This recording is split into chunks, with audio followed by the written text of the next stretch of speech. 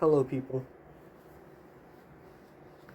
I should really preface this by saying that I'm sorry for not posting on Monday. I I just really couldn't. I didn't have enough time. I'm sorry about that. And I know I've been doing this a lot and I'll try to stop, I swear. I'm sorry. Anyway, welcome back. We're going to be talking about one of the films that really kickstarted the DCEU, which was the movie Man of Steel. But we're not focusing on Superman. We're focusing on the guy who was closest to making Earth into Krypton. We're talking about General Zod. To understand Zod, we have to understand what he lost. He wasn't some random bad guy.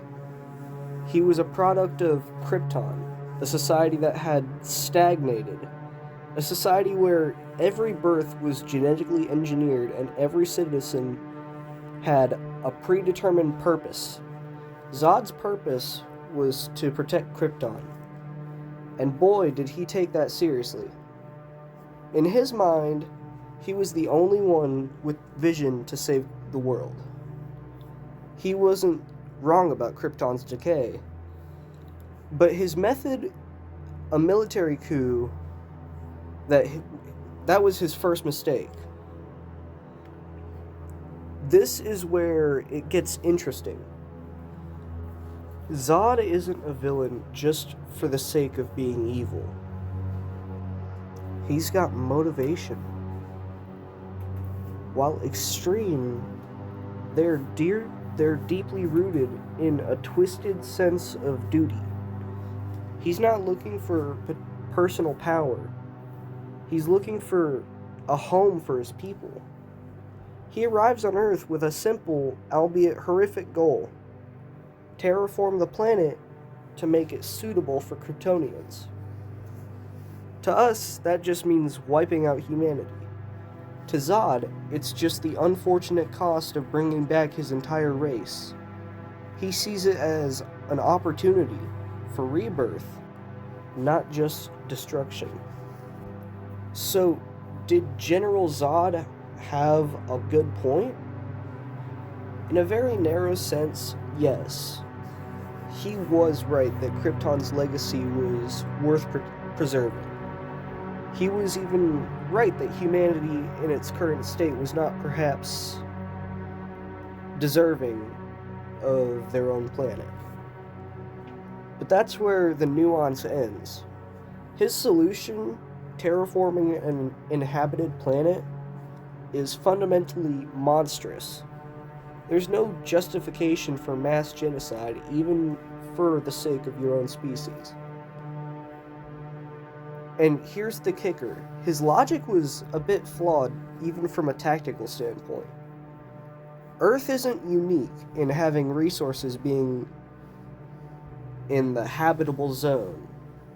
In a universe as vast as DC's, you're telling me there wasn't one other planet with no intelligent life, but a simple star and composition?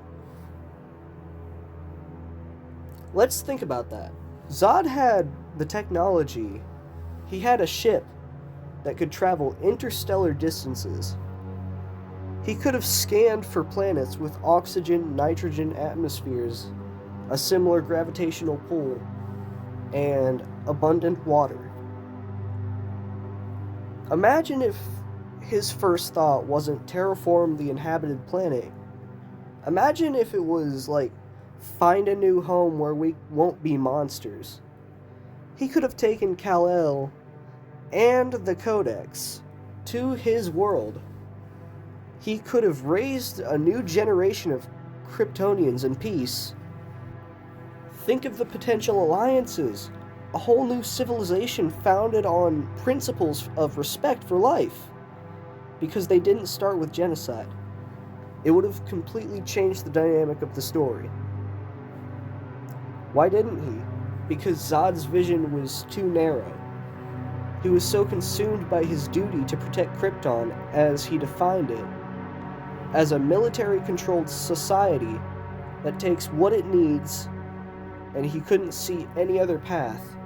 He was a product of a rigid system, unable to adapt to a universe where protection could mean finding a peaceful solution.